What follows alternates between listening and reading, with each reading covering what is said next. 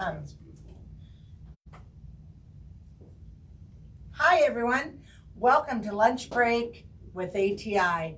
I'm Meg Osborne, and I'm the Marketing and Development Director for Actors Theater of Indiana. And I'm very excited to be here with you today. And I'd like to introduce my guest, Rich Taylor. Hello, everyone. Rich and I go back. We've known each other an awful long time in Carmel and throughout. His wife, Lauren, is a good friend of mine and has Holder Mattress Company at Indiana Design Center, and I literally buy all my gloves for the winter there. She has got the best assortment, and they match all my coats. Yes. So he'll see me, and I'll go put my hand up, and he'll just laugh because I have on Holder Mattress gloves. More than just mattresses. Yeah. So we're going to talk today about arts and Carmel and everything relevant, and I hope you enjoy the show. Thanks for having me, Meg. Well, Rich Taylor moved to the community in 2005 and was blessed to meet my wife that very first summer in town. I didn't realize that. Yes, on the sidewalk in front of the old Osco Drug on Rangeline. Yes, I remember the Holder Mattress was in the back there. In the corner. Yeah, because we bought stuff there for our lake house. Oh, nice. Well, you've always been a great friend. I appreciate you having me and to talk a little bit about the arts in Carmel. So, when I moved here, I didn't know a soul, and I raised my hand to get involved. And a kind lady named Mo Merhoff, the former chamber of the president, got me engaged and volunteering, and first started doing the fundraising for Carmel Fest, and then was honored to be appointed by Mayor Brainerd to a community development corporation that actually helped establish the Center for Performing Arts, and we did some financing and built the James building and helped with the development of the Tarkington and Studio Theaters, and then also was very lucky at the time. The fundraising Rotary did Carmel Fest, organizes and runs Carmel Fest. Hopefully everybody enjoys Carmel Fest as well. Absolutely. And part of the proceeds from Carmel Fest goes to be put back into the community. Well, one of the great benefits that the team at Carmel Rotary put together was the Rotary Centennial Amphitheater that everybody enjoys during the Carmel's Farmer Market there. And so that's, I was honored my year as president to induct that and have played a little part. Yeah, that's a wonderful place. I love on a beautiful, what I call Chamber of Commerce day in Carmel. Yes. The sky's blue, the grass is green, it's just gorgeous, the music, and to go sit at the farmer's market with a good cup of coffee, always coffee. Yes. And from Peter Beering. Yeah, from Peter Beering's booth. And Mission Coffee. And sit in the amphitheater and hear the different groups play and perform. It's a wonderful experience. Yes, some musical arts. Yes. During the Carmel Farmers Market. Right, exactly. Ron Carter and his team have done an amazing job with the farmers market all these years, and always enjoyed it as well. Yeah, they have, and you can find, and everything's Indiana grown, Indiana based, which is nice as far as keeping stuff local and keeping stuff within the state. And I come from a small farm town, northern Indiana, so farming has been part of my life. My dad was a lawyer, but all of his clients were hog farmers and grain and corn, and so we appreciate keeping everything local because I know it helps substantiate all of those farmers across the state. When you support small business and small arts organizations or local arts organizations like the Professional Actors Theater of Indiana, a lot of more of those dollars stay in your community, right? So you're paying local artists for which then they go and shop locally, and you keep a lot of those dollars within your community. That's why a big reason why supporting local arts is so important to our local economy and the success in Carmel in general. Just been honored to be a part of it. Now, after 20 some years in banking, I left the banking industry previously at the National Bank of Indianapolis, who's always been a big supporter of the art. Great supporter. And Mr. Mickey Maurer, who started that bank, and went into construction and consulting. So I do travel throughout the state, and you notice when you travel throughout the state, communities who have invested in the arts and who have not. Right. And those who typically invest in various forms of art typically have a much more vibrant community in downtown and in economic activity a lot. And so I've been able to see that how arts has impacted not just the city of Carmel from my involvement there, but throughout the state of Indiana. And, you know, obviously I got to get a plug for Carmel Clay Parks. That's in there. Right, absolutely.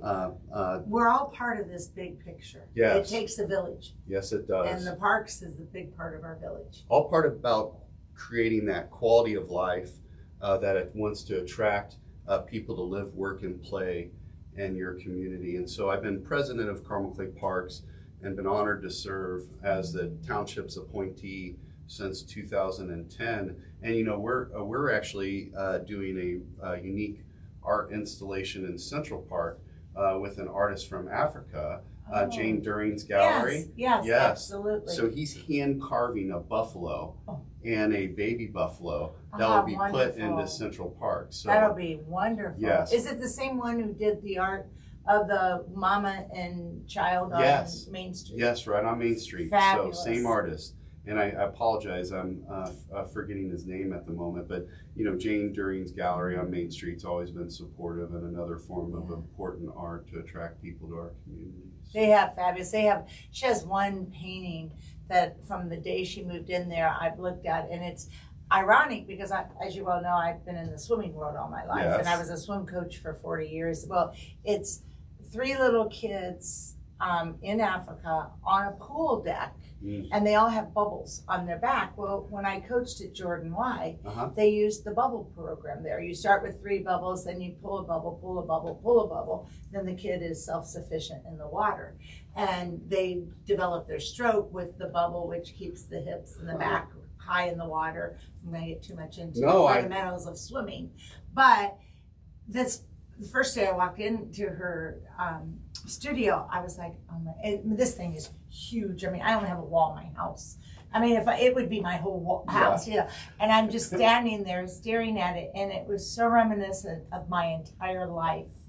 It just flashed in front of me of everything I had done, all the coaching, kids. My son Scott, he used to run around with his one bubble left until he was like 5 years old. One day he just said, "I'm done," and he threw it across the pool and dove in and swam away. And my daughter and other son, we were there clapping, you know, and was so excited. And I sat there and literally thought, that just speaks volumes. Yes. Art speaks volumes.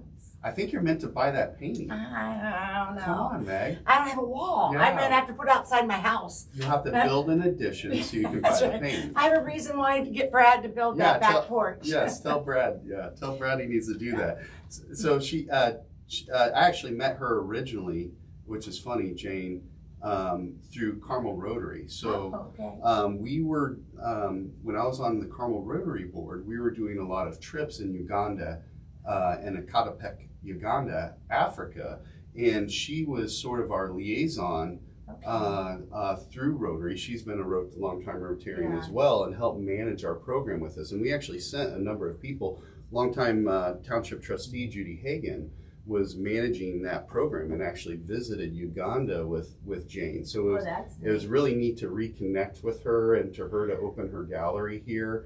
And the art connections that are created in this community are pretty amazing. Well, you know, what I find fascinating about Carmel is it's not one specific art. Yeah. It's not just theater. I mean, you can have Broadway theater, which is like, when I was a little girl, I was very fortunate that my dad, who was in World War II, was stationed in New York City. So he loved New York City. And so he would take his kids to New York City. And we'd go to shows and musicals and, you know, stay at the Waldorf Astoria. I mean, just the experience Dad gave us as children. And then we got busy with kids and events and activities. And I got so far away from the arts because time, money, you know, we just didn't have it all to put together. Then I came back around, my kids were raised, and I got back involved with ATI. And it was like Broadway. I mean, it brought back the memories of my dad. It brought back the experiences. It brought back New York City and going to Sardi's. And I just feel like when I go to an ATI show, I'm in Schubert Theater looking down and seeing this professional Broadway show. And it brings back so many warm fuzzies and memories. Then, but if you like music, you've got CSO. Yes, Carmel Symphony. If you like dance, you've got the Central Indiana Dance Ensemble. Yep. You've got the ballet. There's the ballet here in IBA. If you want civic theater, if you have kids who want to do theater, you've got civic theater. Yep. My niece was involved in civic theater for years, and we used to go to shows and watch her perform. She's now an MFA at Butler University, just opened her own theater school down in Indianapolis, and that all stemmed from her experiences with civic theater. So you have professional, ATI, right? Right. One of the few professional theater groups in the state, right? Or region, too. Yeah. I mean, Midwest. Yes, and then you have the civic. Right. You have the Black Box Studio Theater for all kinds of theater in the round, improv, all kinds of engaging shows. I mean, I even remember when the Center for Performing Arts first opened, they had Savion Glover come. Yes. Right? Yes. And that's a completely different type of art, art with your feet. Well, and then we'd be remiss not to mention Feinstein's. Yes. And the shows that they bring. I just had last weekend the experience of working with Ann Talman, who was in doing a show on Saturday night, and I was helping her on some of her media experiences, and it was so funny because Patty Spittler at Wish says, "Oh, I saw you in Wall Street," and I'm looking at this lady, and I'm like, Wall Street? That's a movie. So I thought, I get on Google, and sure enough, not only was she this fabulous theater performer, singer, dancer, artist, she's been in Serendipity, she's been in Wall Street, she's been in Miami CSI, she's been all this litany of credits that she has, and she didn't even talk about it. Didn't even bring any of it up. Carried her own bags, just the neatest down-to-earth person, but a fabulous singer and performer at our Feinstein's, nonetheless. We're very blessed. Yeah. So, I've been a longtime servant leader and community volunteer, and so, as you know, I'm running for Carmel City Council at large. Exactly. So that's always been in my blood, but art has always been in my blood as well, and whether it was, oil painting when I was young and entering my oil paintings into the... I did the by number, just Did you by number? That way I couldn't get lost. No, I wasn't quite as good as... I didn't do wet on wet like Bob Ross. But I did do some oil painting and, submitting those when you're a young kid to the James Whitcomb Riley Festival. And forgot about that. Yeah, it's just being involved. But it even goes deeper than that. So... my great aunt and great uncle in Orange County, California, were the leads to develop what is called the Musco Center for Performing Arts at Chapman University. It's another brilliant, beautiful performing arts center in Orange County, California. And so because my involvement with the early on development of the center here, my aunt's calling me and saying, hey, we're about to hire, executive director and and it was interesting to have that connection with my great aunt and uncle, just from what we've been able to accomplish here in Carmel, and others are trying to duplicate it across the country. Oh, it's amazing. It's just fascinating. Living here, it's an incredible experience. Yes. Well, we wish you the best. Yes, thank you. Very much, and we're grateful you took time. I know it's busy and crazy right now, and you've got kids and dogs and family and everything else, pulling at you, but we're grateful you could come in today and talk to us. Well, if you and Jim or Don ask me to do something, I'm always there for you. You've always been so good and kind to me, and just have been around Actors Theater of Indiana for a while. So it's a great place. Yeah, I've been honored to come here and talk with you, and thank you everybody for watching and supporting the Actors Theater of Indiana. So. Yes, it's a great place. Thanks everyone. I hope you enjoyed our segment.